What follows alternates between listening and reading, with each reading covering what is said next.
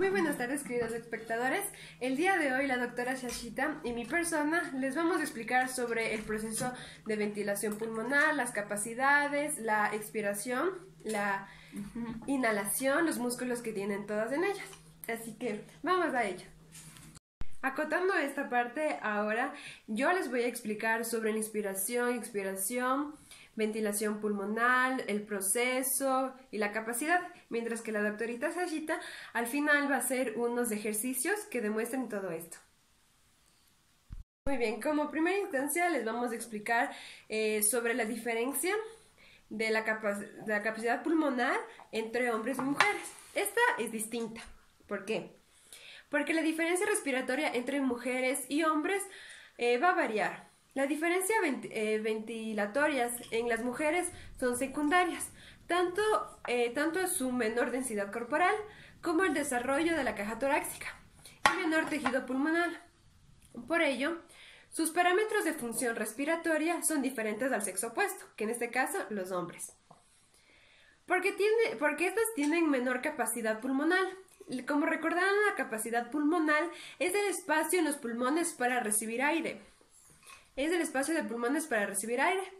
Para poder mantener una igual ventilación, lo que se debería hacer sería obligada a aumentar la frecuencia respiratoria para que tanto como la frecuencia respiratoria como los hombres y las mujeres sean iguales.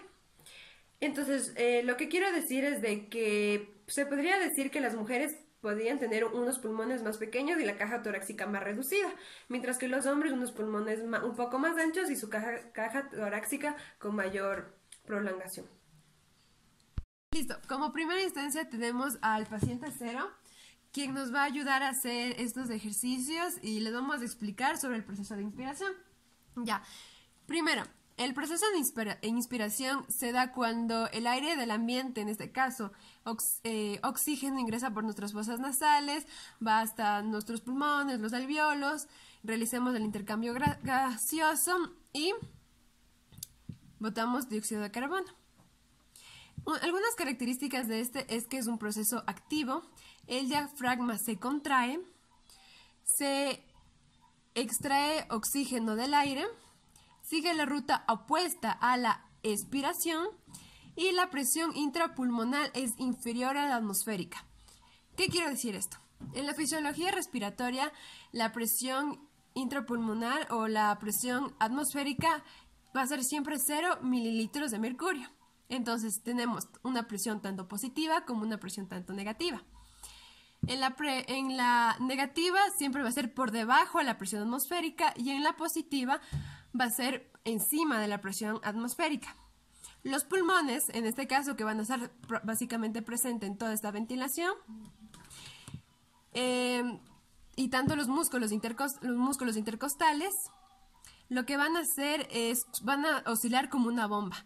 Se van a contraer y relajar, para que sí se pueda producir esta función. La presión siempre tiene que ser mayor o menor, nunca igual, para que de esta forma su flujo siga manteniendo un ritmo continuo. Y en la inspiración los pulmones se contraen. Ya, algunos músculos que realizan esta inspiración es el diafragma, los intercostales externos, los pectorales y los dorsales. Ya, ahora les voy a explicar con el paciente el proceso. Les voy a explicar cómo trabaja este proceso de inhalación. Esta es la representación del diafragma, que es un músculo que va a trabajar, por decirlo así. Tenemos los intercostales externos, que son los que están acá, que están básicamente como que adheridos a las costillas, los pectorales que son los que están acá, el esternón básicamente están unidos en los pectorales y los dorsales. Listo, ¿cómo va a ser este proceso? Inhala, por favor. Listo, como pueden ver ahí, el diafragma se va a contraer y la expansión de los músculos intercostales, se están expandiendo los músculos intercostales. El aumento de la caja torácica, como pueden apreciar, el aumento también de los pulmones porque están llenando con aire, y la absorción de oxígeno proveniente del exterior. Listo, ahora les voy a explicar sobre el proceso de expiración. El proceso de expiración, también conocido como exhalación, es el proceso mediante el cual el organismo expulsa el dióxido de carbono y otros gases desechos durante la respiración. Este es un proceso pasivo porque no produce ninguna interacción muscular. El diafragma, esto es lo contrario a la inspiración, el diafragma se va a relajar. Los pulmones van a volver a su estado de reposo, por decirlo así. Esto igual sigue la ruta opuesta a la inspiración. La presión intrapulmonar es superior a la atmosférica. Como les expliqué, lo de la presión atmosférica, que siempre es 0 mililitros de mercurio. Entonces, lo que hace el proceso de inhalación al momento de inhalar, los músculos intercostales van a aumentar la caja torácica. Cuando aumenta la caja torácica, la presión intrapulmonar va a bajar y la mayor va a ser la presión atmosférica. Mientras que en la expiración es lo contrario. El pulmón viene a su estado original, los músculos se relajan, entonces la caja torácica se está disminuyendo y la presión intrapulmonar va a subir y la atmosférica va a bajar. También esto puede ser voluntario o involuntaria. ¿Por qué voluntaria? Porque, un ejemplo, los buzos, cuando ellos están haciendo sus prácticas, ellos están controlando su respiración, o los cantantes de hacer esos sonidos tan altos, ellos están reteniendo la aspiración que están realizando. Y involuntaria, pues cuando estamos durmiendo, cuando estamos haciendo cualquier rutina normal, nosotros inhalamos, exhalamos, así todo normal. Ya, los músculos que van a trabajar aquí son los oblicuos, los pectorales mayores, los abdominales, los intercostales. Y ya les voy a explicar cómo es este proceso. Les voy a explicar sobre el proceso de exhalación. Como les mencioné anteriormente, este proceso va a trabajar los intercostales, los oblicuos, los pectorales mayores y los abdominales. Muy bien. Exhala, por favor. Exhala. Ya, como pueden ver, el diafragma va a subir. La caja torácica se va a reducir. Los pulmones se van a contraer. De lo que estaban así, ahora se van a contraer así. Y el aumento de la presión intrapulmonar y la expulsión, como finalización, la expulsión de dióxido de carbono hacia el exterior. Exhala. Exhala. Ahora les voy a explicar sobre el proceso de ventilación pulmonar. Esta es la primera etapa del proceso de la respiración, porque básicamente en este proceso se realiza el flujo tanto entrada como salida de aire, es decir, la inhalación y inhalación y expiración. Dentro de él tenemos la difusión del proceso de respiración. El proceso de intercambio de oxígeno y dióxido de carbono entre la sangre y la atmósfera recibe el nombre de respiración externa, mientras que el proceso de intercambio de gases entre la sangre y los capilares y las células recibe el nombre de respiración interna. El proceso de respiración externa tiene 4 etapas principales. Tenemos la ventilación pulmonar, que como les mencioné es el intercambio de aire entre la atmósfera, la salida e ingreso de aire, inhalación y exhalación. Tenemos la difusión de gases o paso del oxígeno y del dióxido de carbono hasta los alvéolos y la sangre y viceversa, de la sangre a los alvéolos. Tenemos el transporte de gases por la sangre y los líquidos corporales hasta llegar a las células. Y por último, la regulación de un proceso respiratorio. Para hacer un resumen de esto, lo que quiero decir es de que la respiración externa se va a dar dentro de los pulmones. Esta es la difusión del aire a los capilares de la sangre. Entonces, el O2 entra por el alvéolo con una presión de 105 mililitros de mercurio. Y tiene una presión parcial en el pulmón derecho que esta básicamente es de 40 mililitros de mercurio, y en el pulmón izquierdo es viceversa, en el pulmón izquierdo. Hay que aplicar la ley de Dalton. Dado que el alveolo tiene una presión de 105 mililitros de mercurio, para que el oxígeno pueda pasar por los capilares. Entonces, ¿esto qué quiere decir? Esto va de mayor a menor. Los capilares van a ser mayor, su presión es de 45 mililitros de mercurio, y los alveolos tienen una presión de 40 mililitros de mercurio. Esto se produce en el proceso de expiración. Mientras que en la respiración interna se da básicamente en todos los tejidos, en la célula. Es el intercambio de oxígeno entre capilares, tisulares y la célula. Este permite eliminar las células de algún tipo de célula. Y tenemos la ventilación, que es la inhalación y la exhalación, y la perfusión, que es la llegada de la sangre a capilares. Esta tiene una presión de 100 mililitros de mercurio a una de 40 mililitros de mercurio. Esta se mueven en dirección opuesta, es decir, de menor a mayor.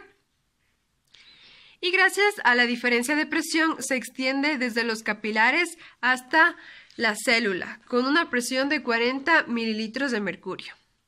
En este momento les voy a explicar los volúmenes y las capacidades de los pulmones. Entonces, tenemos el volumen corriente, que puede estar representado en este gráfico, que es inhalación, exhalación, inhalación, exhalación. Este volumen corriente tiene una presión de 500 mililitros de mercurio. Tenemos el volumen de reserva inspiratoria, que puede estar representada en este gráfico.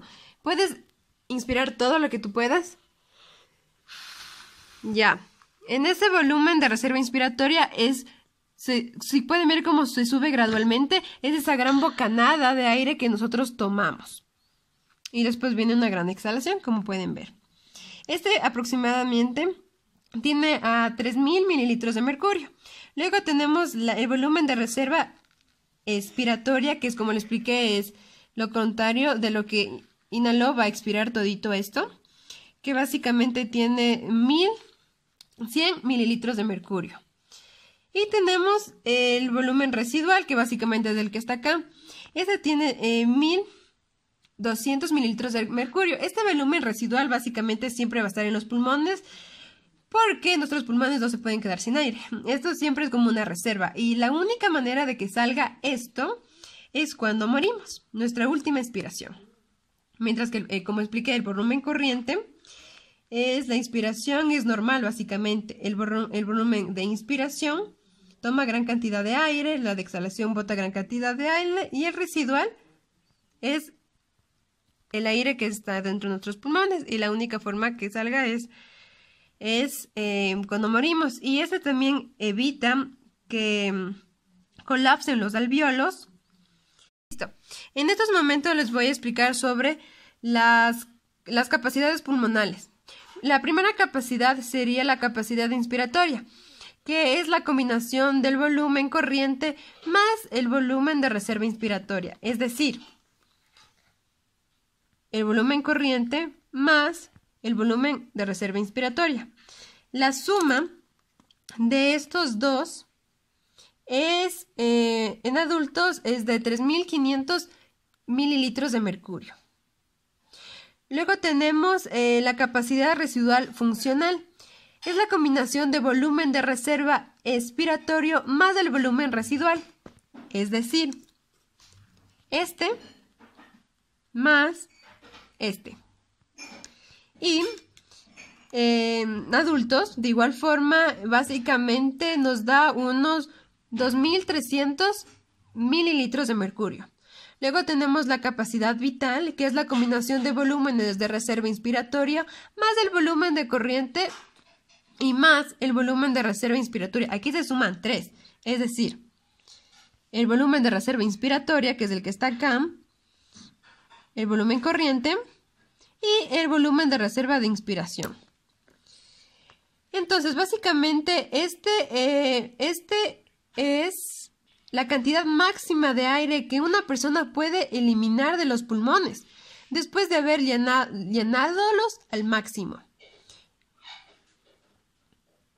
También tenemos que el volumen inspiratorio forzoso en un segundo, o sea, en un adulto, es alrededor del 80% de la capacidad vital. Y por último tenemos la capacidad pulmonar total. Es la combinación de la capacidad vital más el volumen residual. Es decir, esta más esta. Y este es el volumen máximo de aire que contienen los pulmones después del mayor esfuerzo inspirado posible. Esta tiene una presión de 5.800 mililitros de mercurio. Inhala. Exhala todo lo que puedes. Paciente cero me voy a usar algunos movimientos de respiración modificados. Muy bien. Uno de estos puede ser la tos. ¿Puedes realizar la tos, por favor? Ya, esto provoca una larga y profunda inspiración seguida de un cierre completo de la glotis. Tanto la tos como el estornudo son inspiraciones forzosas, es decir, bruscas, ya que estas tratan de eliminar alguna sustancia que está adherida a nuestro árbol pulmonar. Entonces, en la tos, abre en forma súbita la glotis y envía un golpe de aire a través de las vías respiratorias. Luego tenemos el bostezo. Por favor, realice un bostezo. Ya. Entonces, lo que hace el bostezo. El bostezo es una inspiración profunda a través de la boca completamente abierta que produce un descenso exagerado de la mandíbula inferior. El estímulo puede ser provocado por sueño o por otro bostezo. Espero que les haya gustado este video y que hayan entendido sobre la ventilación pulmonar, la expiración y la exhalación y el demás proceso. Hasta la próxima. Adiós.